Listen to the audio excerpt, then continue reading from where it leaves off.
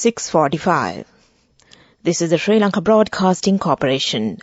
The news edited by Lal Mallavarachi, assisted by Sanjay Paladeniya, and read by Geethanjali Ramanayaka. The headlines. The government assures that no harm will be caused to the bank deposits or the interests of the people in the process of local debt restructuring.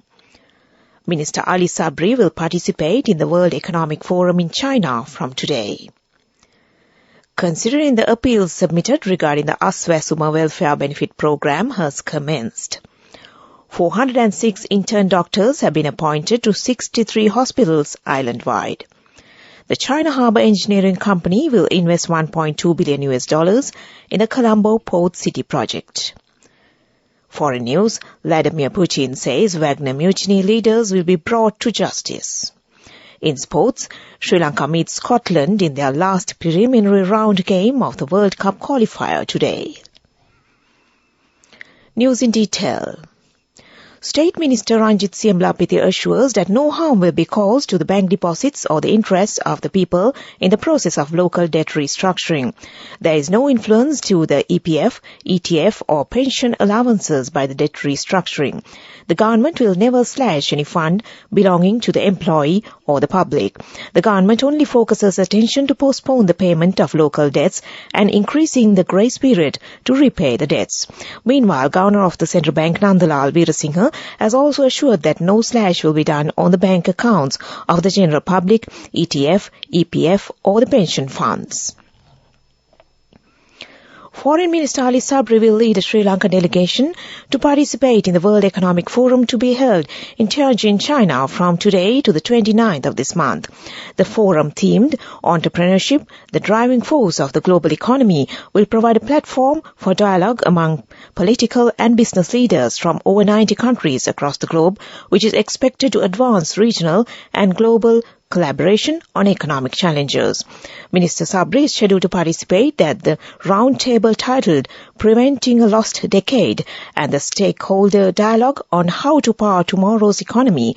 And during the visit, the foreign minister will hold bilateral discussions with Chinese Foreign Minister Xinjiang and other high-level dignitaries.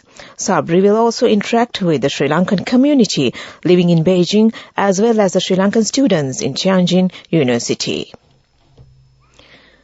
Considering the appeal submitted regarding the Aswasuma Welfare Benefit Program was commenced yesterday, approximately 100,000 appeals have already been received. Plans are underway to consider the appeals made with the district secretaries, divisional secretaries and other parties involved in the program. The President's office also assured that any shortcomings in the process of selecting the relevant candidates will be rectified immediately. The selections have been made under 22 criteria. The poverty line of the Department of Census and Statistics is also considered in this regard. B. Vijayaratne, the chairman of the Aswasuma Welfare Benefit Board, said that the beneficiaries should support the program by providing accurate information required. He added that an opportunity has been given to submit appeals anonymously as well. This news broadcast comes to you from the Sri Lanka Broadcasting Corporation. The Public Health Nursing Officers Service of Sri Lanka will be developed in the country. The aim of this initiative is to strengthen the preliminary health service in Sri Lanka. The Health Ministry hopes to develop this service targeting the next 5 years. When moving forward internationally through the statistics and data, it is important to strengthen the Public Health Nursing Officers Service in the country. Health Minister Keheli Rambukwala says speedy measures will be taken to provide better training for the public health nursing officers after discussing with the relevant authorities. Meanwhile, 406 intern doctors have been appointed to 63 hospitals island-wide. The training period for 694 intern doctors will end today. The Health Ministry says that these intern doctors will be appointed to the hospitals in place of those who finished their training. Around 30,000 doctors are serving in the health service in the country. The validity period of the vouchers issued to obtain fertilizer has been extended till the till next December. The Minister of Agriculture has taken this decision taking into consideration the request made by the agrarian organizations. Farmers in several districts do not need to buy fertilizer at the moment since it is the harvesting period. The validity period of the vouchers is currently 2 months. Therefore, the farmers expect to buy urea and other fertilizers with these vouchers so that the ministry intends to give them the opportunity to buy fertilizer according to their needs. And that ends local news for now. The main news story is brought to you by Siddhalepa Vedamahatmya.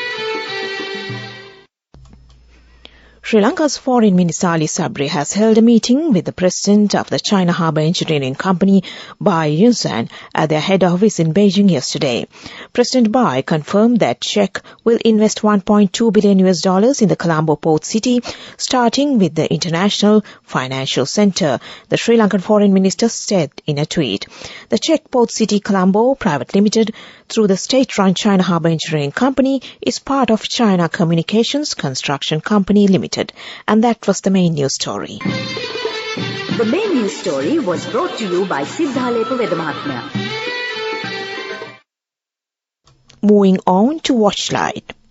A pilot program has been planned to conduct sterility surgeries in Sri Lankan toque monkeys. The Association of Veterinarians for Humane Management of Animal Population advisor Dr. Chamith Nanakkara said. He said this while addressing the media after launching the 48-hour no-sleep animal clinic at the Anuradhapura municipality at the first step of the pilot project to eradicate rabies from the country. The Wildlife Department said they will provide their fullest support for the program. Accordingly, this pilot program would be launched from Anuradhapura for the first time. And that was Watchlight. Moving on to world news, the headlines. Vladimir Putin says Wagner mutiny leaders will be brought to justice. Mitsotakis hails conservative win as mandate for reform in Greece. 9 killed as Russia airstrike hits Idlib market in Syria. Russian President Vladimir Putin has accused the leaders of last weekend's Wagner mutiny of wanting to see Russia choked in bloody strife. In short speech full of vitriol, Mr. Putin vowed to bring the organizers to the revolt to injustice. But he called regular Wagner troops patriots who would be allowed to join the army, go to Belarus and return home. He did not directly name Wagner boss Yevgeny Prigozhin, who earlier denied trying to overthrow Mr. Putin's regime. Greek conservative leader Kyriakos Mitsotakis has trounced his centre-left rival in the second election in a month and said he has a strong mandate to move faster on the path to change. His New Democracy Party ND won 40.5% of the national vote, almost 23 points ahead of Alexis Tsipras' party. He beat Tsipras in May but called new elections in a bid to win a majority. Mr. Mitsotakis, who was sworn as Prime Minister on Monday, is credited with successfully returning the Greek economy to stability and growth after a severe debt crisis. The UN has expressed deep concern about an escalation of hostilities in northwestern Syria after at least 11 people were reportedly killed in Russian airstrikes on rebel-held Idlib province.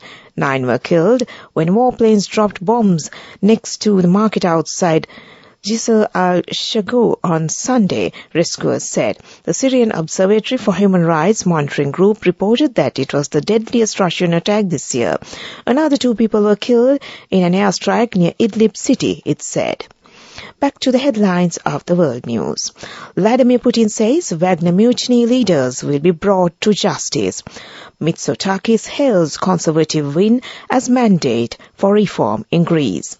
And 9 killed as Russia airstrike hits Idlib market in Syria. And that ends world news.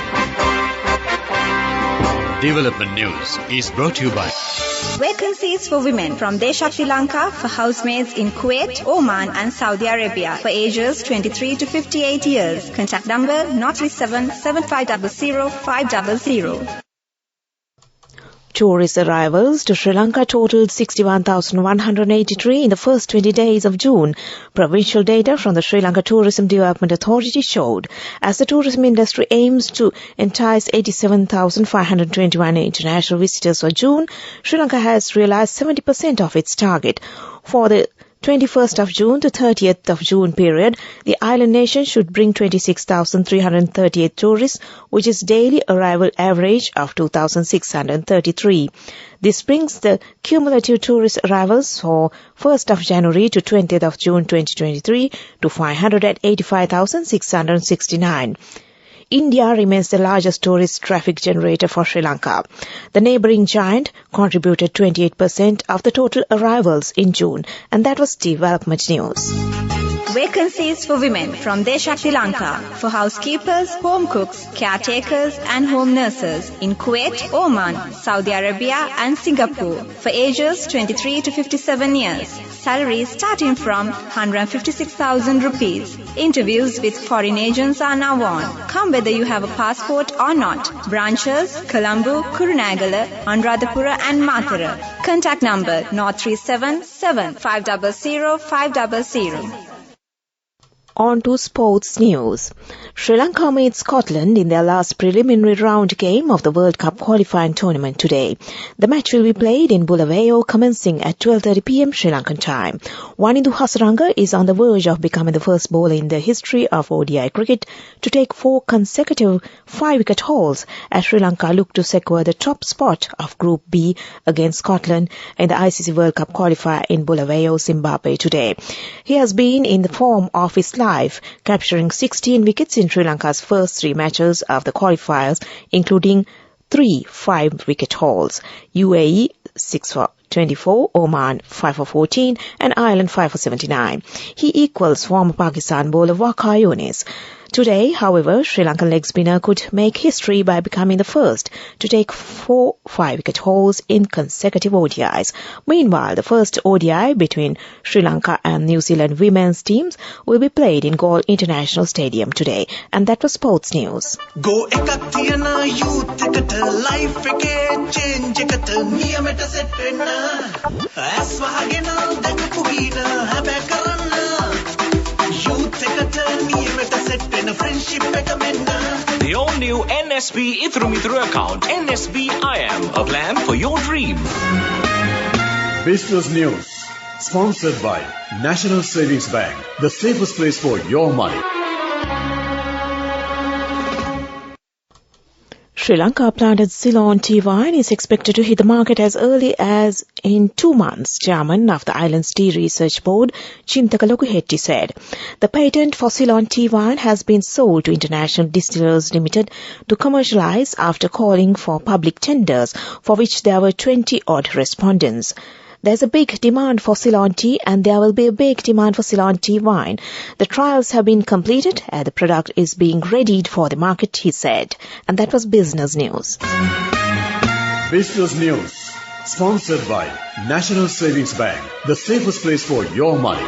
Go ekak thiyana youth ekata life ekේ change ekata niyamata set wenna as wahagena dakapu hina habe karanna youth ekata niyamata set wenna friendship ekata menna.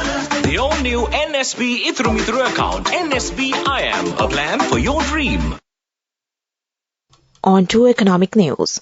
Sri Lanka has agreed to pay about $3.4 million to a consultancy led by Japanese firms after a light rail transit LRT project was cancelled suddenly, the Auditor General has said. Sri Lanka's former President Gotabaya Rajapaksa suddenly cancelled an LRT project which was to be financed through low-interest loans from Japan International Cooperation Agency, damaging relations between the two countries. The Cabinet had approved on November 2022 to pay $2,930,307 for work already done. $492,749 costs, including terminating staff of the OCG venture, according to comments made by Sri Lanka's Auditor General in annual accounts of the Treasury. And that was economic news. Weather report. Showers or thunderstorms will occur at times in the western and Sabragamu provinces and in the Kandy, Nuwara Eliya, Galle and Mathura districts. Several spells of showers will occur in the northwestern province. Showers or thundershowers may occur at a few places in the Ua province and in the Ampara and Batiklo district during the evening or at night. Fairly strong winds, about 40 to 45 kilometers per hour, can be expected at times on the western slopes of the Central Hills, the North Central province and the Putlam, Hambantota and Trincomalee districts. And that was the weather report. And prior to concluding this news broadcast, the headlines once again. The government assures that no harm will be caused to the bank deposits or the interests of the people in the process of local debt restructuring. Minister Ali Sabri will participate in the World Economic Forum in China from today. Considering the appeal submitted regarding the Aswasuma Welfare Benefit Program has commenced. 406 intern doctors have been appointed to 63 hospitals island-wide. The China Harbour Engineering Company will invest $1.2 billion in the Colombo Port City project. Foreign news, Vladimir Putin says Wagner mutiny leaders will be brought to justice. In sports, Sri Lanka meets Scotland in their last preliminary round game of the World Cup qualifier today. And with that, we end this news broadcast from the Sri Lanka Broadcasting Corporation.